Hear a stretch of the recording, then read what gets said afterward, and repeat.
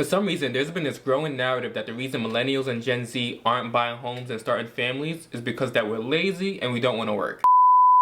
But I'm sorry, if you only want to work 4 hours, it's going to be harder for you to get a house. Every generation is told you're going to do worse than your parents. And you know what? People pick it up and they do what they do and they raise themselves. And this is what you got to do. It's called being a good citizen. Now, as a millennial myself and someone who struggled to obtain home ownership, I want to pull back the curtain a bit and dive into the facts as to what's really going on behind the scenes. That way the generation before us that actually has the majority of assets and wealth under control, and our current generation can get on the same page to figure out what's the next step and maybe work together and figure out why millennials aren't purchasing homes at a rapid rate like the previous generation was, and what we can do about it. Because we need to know, are millennials just missing out opportunities? Are we simply not working hard enough? Or did the previous generation really just destroy the housing economy? They're not working hard enough. At least that's the narrative that's been going around about the younger generation when it comes to them advancing in life. This all comes in response to the younger generation voicing their concerns about not being able to afford basic necessities and being able to purchase homes in today's economy. In today's climate, less people are having babies, getting married, starting families, purchasing homes, just simply growing financially. The marriage rate in the US has dropped by 60%, and if you ask me, all those things are related to and start with home ownership. Essentially, starting a family means more massive fees, higher insurance premiums, more holiday spending, and the need for more space. But first of all, what age group is even considered to be millennials? And that's going to be 1981 to 1996. So why exactly isn't the younger generation buying more homes, which would in return lead to the growth of more families and everything else? I think the answer is simple.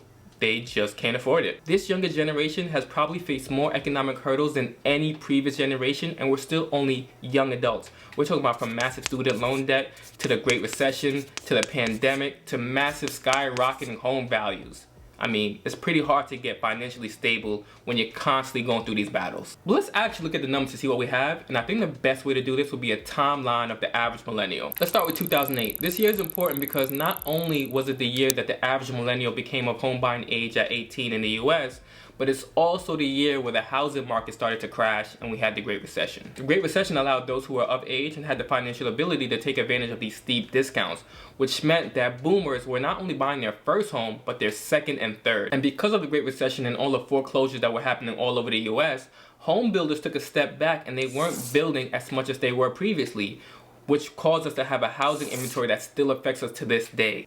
Now at the age of 18 and fresh out of high school, most of us didn't have the ability to put down 10 or 20% on a home and take advantage of these steep discounts anyway. So let's move forward. Let's move to another pivotal year, 2012.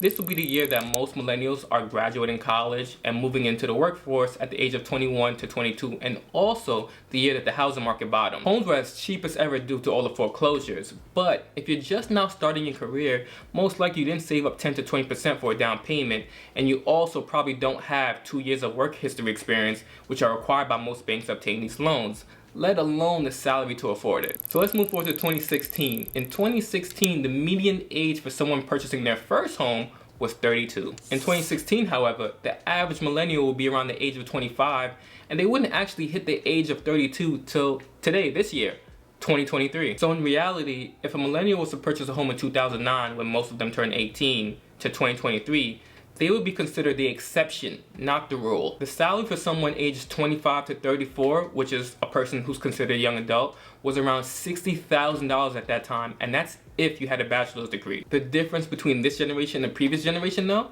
is how much more debt we face, mainly due to how much more expensive education has gotten over the years. And as you know, the more debt you have, the less likely you are to qualify for a loan to purchase a home. It wasn't all bad, though. Opportunities did seep through, so don't get me wrong. Welcome to 2020. This is when the world shut down. We didn't know it at the time, but this provided one of the greatest housing opportunities for those who were able to take advantage of it. Interest rate hit rock bottom, unemployment was flowing, and the government was handing out so much free money you'd have thought they printed it. However, this turned into one of the greatest booms in housing that we have ever seen, with most transactions going way above ask, and most people simply weren't able to take advantage of it. But you know who was? Generation X and the boomers. And that's primarily because they were able to purchase in 2008 and pull equity out of the homes that they got for a steep discount to then use as leverage to purchase homes from 2020 to 2022. Now here we are in 2023, where home prices have remained elevated, interest rates remain high, and competition completely outweighs the inventory available. Coming in at 21%, there are roughly 72 million millennials, the highest population of any generation. So not only are millennials competing with Generation X and boomers, but they're also competing with other millennials, and not just for homes, for jobs as well. Not to mention, during the Great Recession, this group was barely of age to purchase homes anyway. Most of us were just graduating high school. Now, this is not to say that it was or is completely impossible for this age group to purchase homes. This is just to add some context as to why our homeownership rate is this low. When you add competition versus the massive debt, you get a clearer picture of what's going on versus the narrative that this age group is this lazy. So I'm curious, what do you think? Did the boomers ruin the housing market? Are millennials not working hard enough? Or maybe there's something else? See you in the next video.